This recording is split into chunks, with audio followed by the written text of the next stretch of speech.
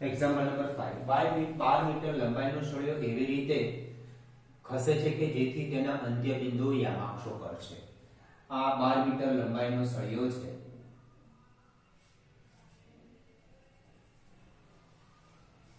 ધારો કે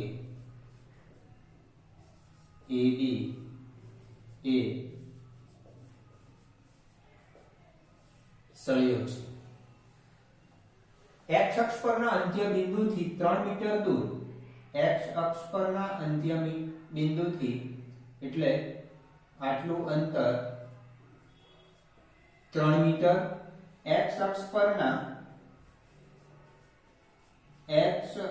પરના અંત્ય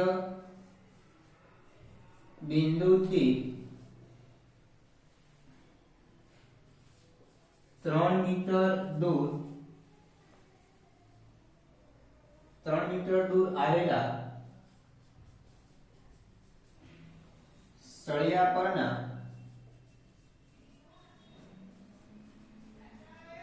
બિંદુ P ધારો કે એના યામ xy છે. આ P બિંદુના યામ xy છે. આટલું અંતર x અક્ષ પરના અંત્ય બિંદુથી આટલું અંતર 3 છે, તો આટલું અંતર 9 મીટર થશે. હવે PM લંબ x અક્ષ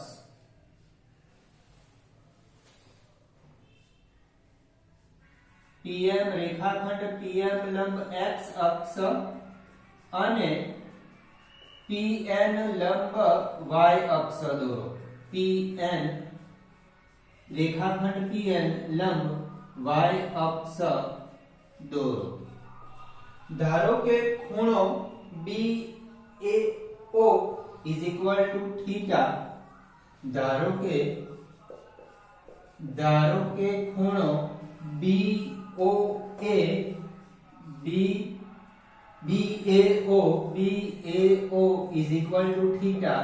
therefore ખૂણો BPN PM લંબ x અક્ષ અને PN લંબ y અક્ષ BPN θ. therefore ખૂણો BPN θ. હવે આ થીટા છે તો આ થીટા એટલા માટે થયો કે આ બે સમાંતર રેખા છે અને આમ લંબાવેલા રેખા થાય. આ બે સમાંતર રેખાથી ખૂણો OAP અને ખૂણો NPB અનુકોણ થાય. F આકાર થયો જોઈ લેજો. આ F આકાર થયો. અનુકોણના માપ સમાન હોય એટલે અહીંયા થીટા, એટલા માટે અહીંયા થીટા લખ્યું છે. હવે કાટકોણ ત્રિકોણ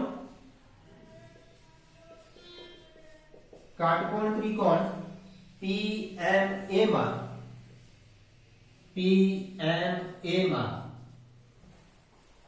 cos θ.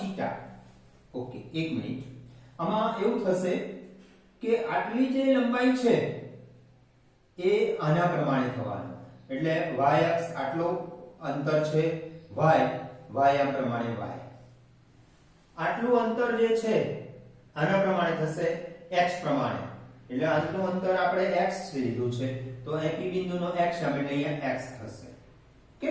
હવે કાટકોણ ત્રિકોણ PMA માં sin θ, કારણ કે આમાં આપ્યું છે આપણને sin θ સામેની બાજુ છેદમાં કર્ણ, sin θ PM/PA. therefore sin θ y/3. Okay. કાટકોણ ત્રિકોણ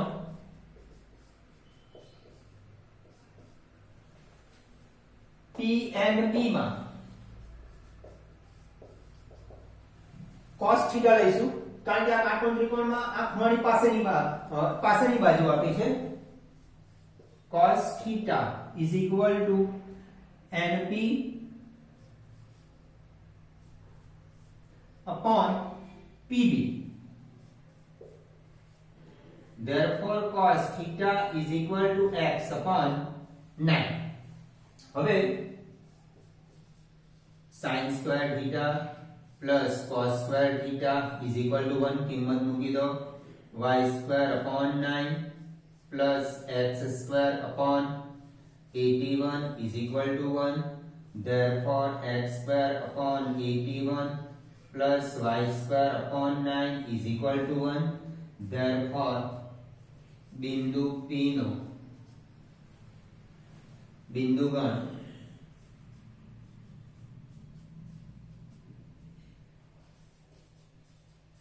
ઉપવલય છે. આપણને 12 મીટર લંબાઈનો સળિયો આપ્યો છે. સળિયાનો એક છેડો x અક્ષ પર છે. x અક્ષ પરના છેડાથી 3 મીટર અંતરે બિંદુ P આવેલું છે. એટલે આખું આ 12 થયું, આ 3 છે તો 12 માંથી આ 3 બાદ કરીએ એટલે આટલું અંતર 9 મીટર થયું. હવે આપણે જે P બિંદુ xy જે યામ ધાર્યા છે તો એના પ્રમાણે P બિંદુના યામ ધારો કે xy છે તો આટલું અંતર આના પ્રમાણે એટલે y આટલું ઊંચાઈ y અક્ષ પર પ્રમાણે છે એટલે આ y યામ એટલે y છે. આટલું અંતર આ જે છે એ આટલું અંતર જે છે x અક્ષ પર છે. આટલું અંતર x અક્ષ પર આપણે x અંતર ધારીએ તો આનો x યામ x થશે એટલે આ y થશે અને આ x થશે. એટલે કાટકોણ ત્રિકોણ PMA માં આ ખૂણાની સામેની બાજુ આપી છે એટલે આપણે sin લઈએ. કાટકોણ ત્રિકોણ BNP માં આ થીટાની પાસેની બાજુ આપી છે એટલે આપણે cos થીટા લીધા. પછી sin square theta plus cos square theta નો ઉપયોગ કરીને આની કિંમત મૂકી દીધું ઉપવલય બિંદુ P નો ઉપગણ બિંદુગણ આપણને ઉપવલય મળે છે.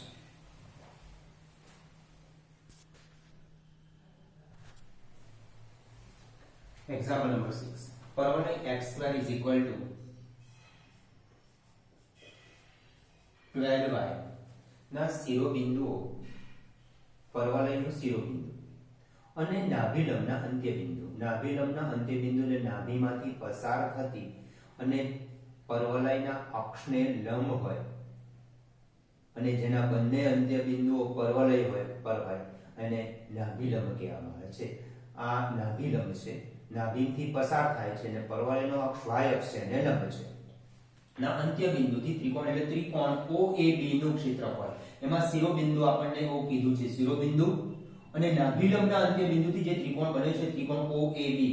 નાભિલંબ એને કહેવાય કે જે નાભીમાંથી પસાર થાય એના અક્ષને એટલે આનો અક્ષ y અક્ષને લંબ હોય અને જેના અંત્યબિંદુઓ પરવલય પર છે નાભિલંબ કહેવાય.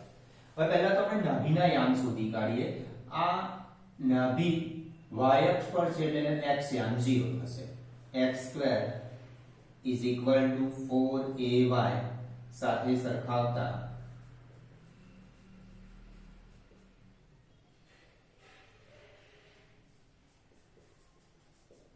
4a is equal to 12, a is equal to 3.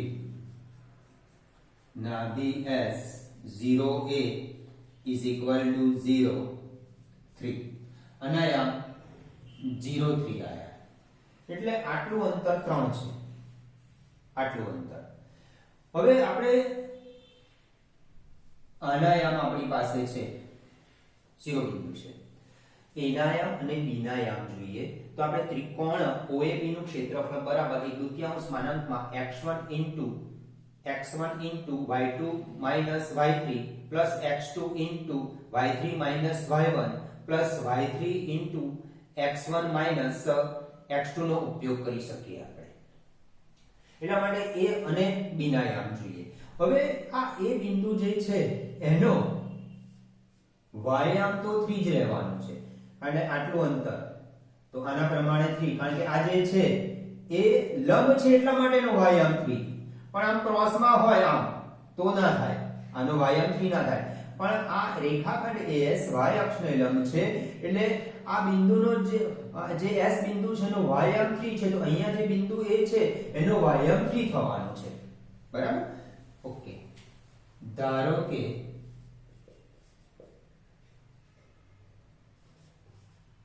પરવલય પરનું બિંદુ A નો x યામ m છે. Therefore A m 3 x આમ તો ગમે તે હોઈ શકશે પણ y આમ તો એનો 3 રહેવાનો છે કારણ કે આ રેખાખંડ y અક્ષને લંબ છે એટલે આનો જે y યામ છે એ બિંદુનો y યામ આવવાનો છે એટલે આનો યામ m થયો હવે બિંદુ a m3 A પરવલય x² = 12y પર છે આ બિંદુ આ પરવલય પર છે એનો અર્થ આ બિંદુથી પરવલયના સમીકરણનું સમાધાન થાય એટલે એની અંદર બિંદુનો x m મૂકી દો y 3 મૂકી દો એટલે m² = 12 * 3 m² = 36 therefore m = ±6 therefore a નો યામ આવ્યો 6 3 અને b નો યામ આવશે -6 3 આનો પણ y યામ એ જ રહેવાનો છે કારણ કે રેખાખંડ PS છે y અક્ષને લંબ છે એટલે આનો y યામ સેમ જ રહેવાનો છે અને b નો યામ થયો -6 3 હવે આનું ક્ષેત્રફળ બે રીતે શોધી શકાય આપણી પાસે ત્રણ શિરોબિંદુ થઈ ગયા ત્રિકોણના ત્રણ શિરોબિંદુનો ઉપયોગ કરીને 10મા ધોરણની રીતે આપણે જે સૂત્ર વાપરીને ક્ષેત્રફળ શોધતા એ રીતે અથવા હું ફક્ત કાટકોણ ત્રિકોણ OSA નું ક્ષેત્રફળ શોધી કાઢું કાટકોણ ત્રિકોણ OS નું ક્ષેત્રફળ શોધી કાઢું અનયામ હવે 6 3 છે એટલે આટલું અંતર x પ્રમાણે હોય એટલે આ 6 છે ઉગમ બિંદુ પ્રમાણે આ 6 છે આટલું અંતર y પ્રમાણે y આમ કેટલો છે 3 છે ઓકે તો કાટકોણ ત્રિકોણ OSA નું ક્ષેત્રફળ શોધી કાઢું આપણે તો ત્રિકોણ OAB નું ક્ષેત્રફળ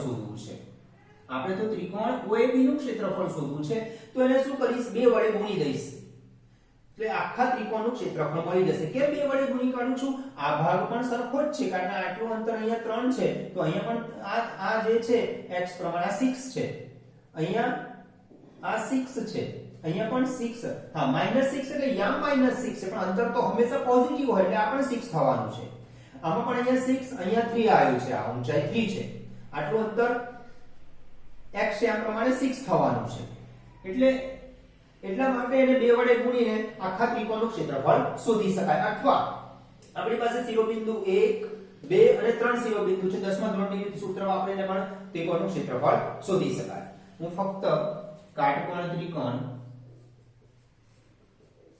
ત્રિકોણ OSA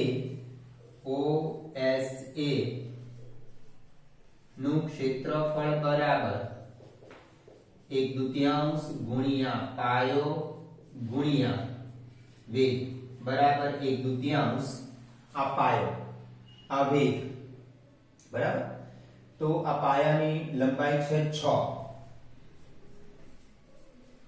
આ વેગની લંબાઈ છે 3 = 9 ચોરસ એકમ પણ આપણે તો ત્રિકોણ OAB નું ક્ષેત્રફળ શોધવું છે therefore ત્રિકોણ OAB નું ક્ષેત્રફળ બરાબર 2 ગુણ્યા ત્રિકોણ OSA નું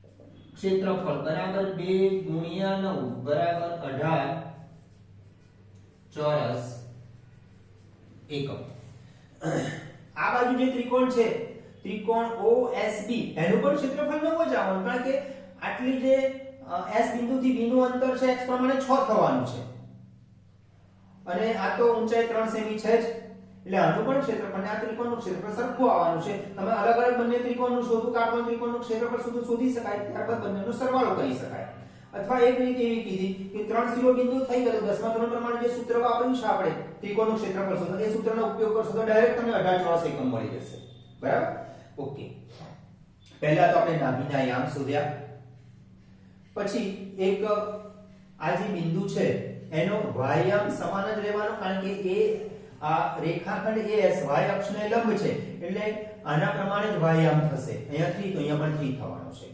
એનો x મેં ધારી દીધો આ બિંદુ પરવલય પર છે એટલે મેં એનો x શોધી કાઢ્યો. એટલે આનો x 6 આવ્યો અને પ્લસ ઓર માઈનસ 6 આવ્યો તો આ -6 3. આનો પણ વાયામ તો આના પ્રમાણે કે રેખાખંડ BS એ y અક્ષને લંબ છે એટલે આનો જે વાયામ છે B બિંદુનો વાયામ લેવાનો છે. કારણ કે x પ્લસ ને અહીંયા માઈનસ થઈ ગયો. ઓકે, હવે કોઈ એક કાટકોણ ત્રિકોણ અથવા ત્રણ શિરોબિંદુનો ઉપયોગ કરીને ક્ષેત્રફળ શોધી શકાય.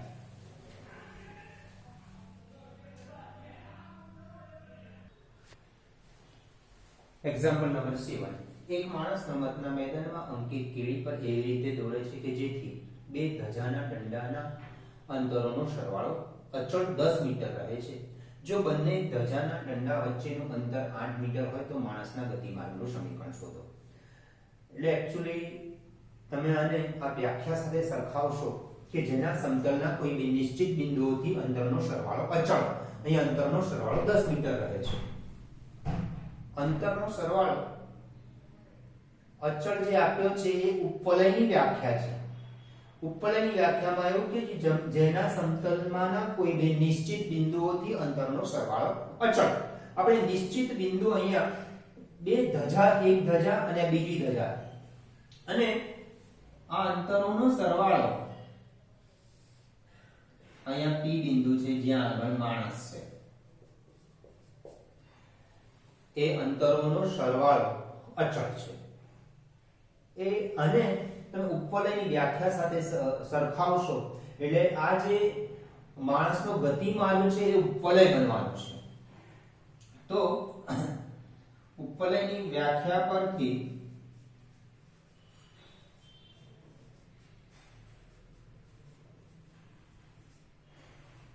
SP plus S' P is equal to 10.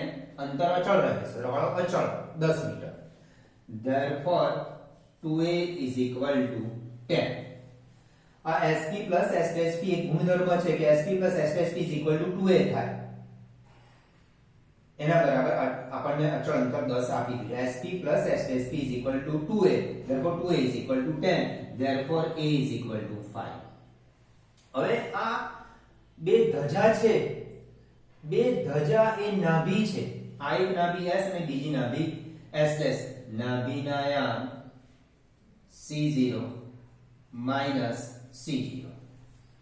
જો બંને ધજાના દંડા વચ્ચેનું અંતર 8 મીટર છે, આટલું અંતર 8 મીટર છે.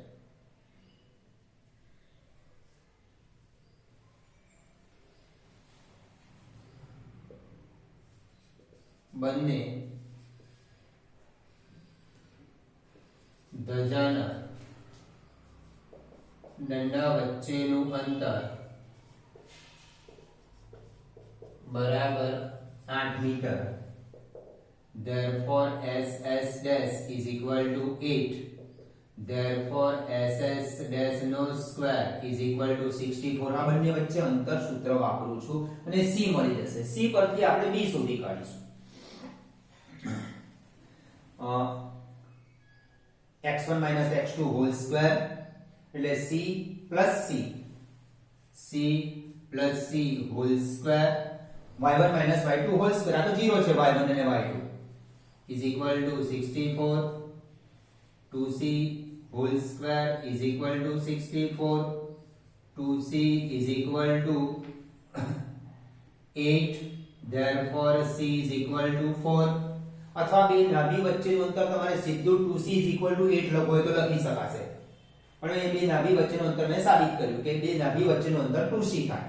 Therefore c is equal to 4. હવે c square is equal to a square minus b square પ્રમાણે c is equal to 4 square એટલે 5 square minus b square. B square is equal to 5 square minus 4 square. B square is equal to 25 minus 16.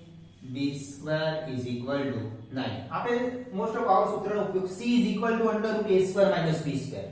C c is equal to under root a square minus b square એ પ્રમાણે આપણે નાભીના યામ શોધ્યો પણ મેં વર્ગ કરી નાખ્યો c square is equal to a square minus b square થઈ ગયું આપણને ઉપવલયના સમીકરણ માટે a અને b મળી ગયા માટે ઉપવલયનું સમીકરણ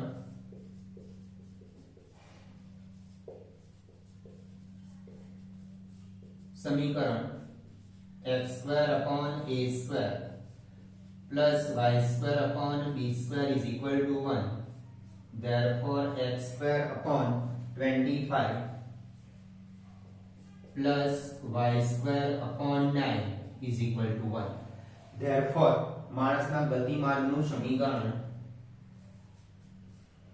માણસના ગતિમાર્ગનું સમીકરણ x square upon 25 plus y square upon 9 is equal to 1.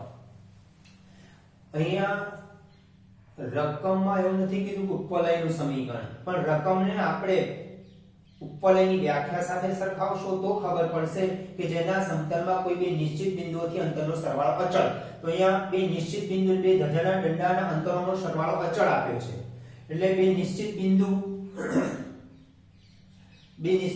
એટલે બે ધજા છે અને આ એક માણસ આપણે sp plus s dash sp plus s dash p બરાબર અચળ થાય એટલે અચળ is equal to 2a is equal to 10 therefore a is equal to 5 બરાબર પછી આપણને બે ધજા વચ્ચેનું અંતર આપ્યું છે એટલે કે બે નાભી વચ્ચેનું અંતર આપ્યું છે બે નાભી વચ્ચેનું અંતર એટલે 2c કહેવાય બે નાભી વચ્ચેનું અંતર 2c મેં અહીંયા આગળ સાબિત પણ કર્યું કે 2c કેવી રીતે આવ્યું okay therefore c is equal to 4 અને c અને a પરથી b ની કિંમત શોધી કારણ ઉપવલયનું સમીકરણ મળ્યું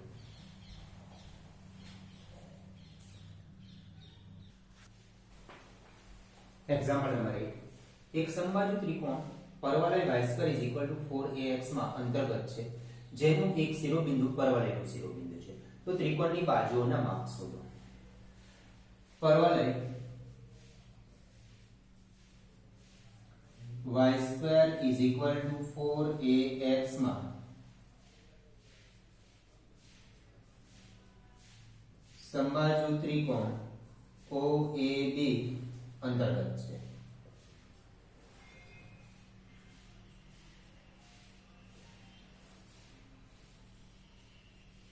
ધારો કે OA is equal to OB is equal to AB is equal to L ત્રણે બાજુનું માપ L છે ત્રિકોણ OAB સમબાજુ હોવાથી આ 60 થશે આ 60 થાય આ પણ 60 થાય ત્રિકોણ OAB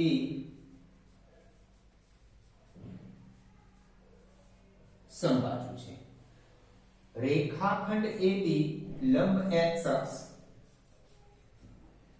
રેખાખંડ AB લંબ x અક્ષ એટલે આટલું માપ છે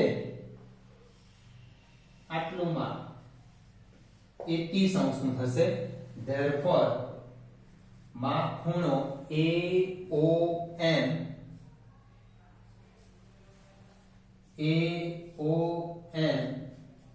is equal to 30 degree આખો સાઈડ છે આ સમબાજુ ત્રિકોણમાં દરેક ખૂણા સમાન એટલે આ 60 થાય આ 60 થાય આ રેખાખંડ AB x અક્ષને લંબ છે કારણ કે સમબાજુ ત્રિકોણ છે એટલા માટે ઓકે એટલે આ 60 થયો આ 90 થયો એટલે આ ઓબ્વિયસલી 30 થવાનો છે આટલો ખૂણો હવે કાટકોણ ત્રિકોણ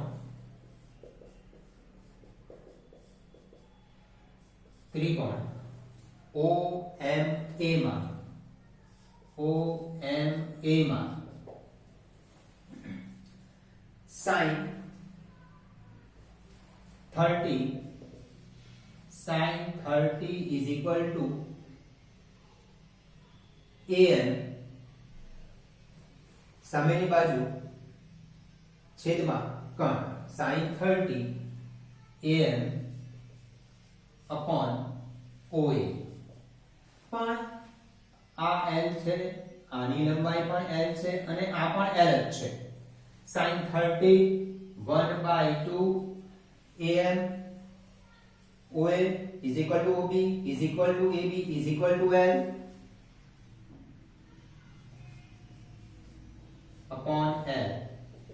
Therefore AM is equal to L/2. એટલે આ L/2 આવ્યો, આટલી ઊંચાઈ L/2 એટલે આના પ્રમાણે L/2 એટલે એ બિંદુનો વાયામ આવ્યો L/2 આવ્યો, આટલી ઊંચાઈ y અક્ષ પ્રમાણે કહેવાય એટલે એનો વાયામ આવ્યો L/2 ઉગમ બિંદુથી આટલી ઊંચાઈ આના પ્રમાણે કહેવાય y અક્ષ પ્રમાણે એટલે એનો વાયામ L/2 આવ્યો. ઓકે, હવે એ જ ત્રિકોણમાં cos 30 પાસેની બાજુ છેદમાં કર્ણ OM upon OA O cos 30 √3/2 is equal to OM upon OA. OA એટલે કર્ણની લંબાઈ L. Therefore OM is equal to √3/2 into L. એટલે આ ઉગમ બિંદુથી આટલું અંતર √3/2 આવ્યું. આ અંતર x અક્ષ પર છે એટલે આનો x યામ √3/2 થશે.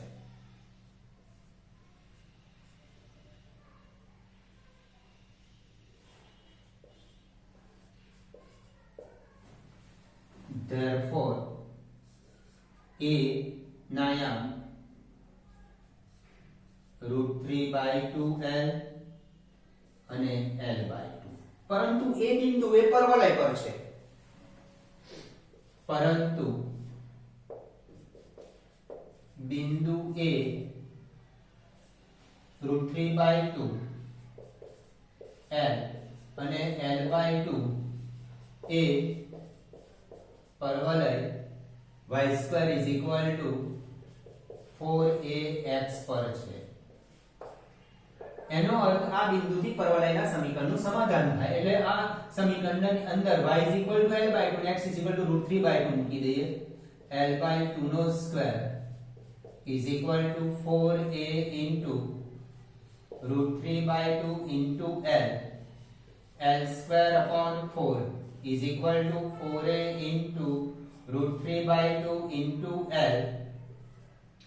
Therefore L square is equal to 8 into a into √3L. L આમ છેદમાં આવી જશે, ઉડી જશે. L લંબાઈ છે. એક્ચ્યુઅલી અજ્ઞાત હોય તો આપણે અજ્ઞાત ઉડાડતા નથી.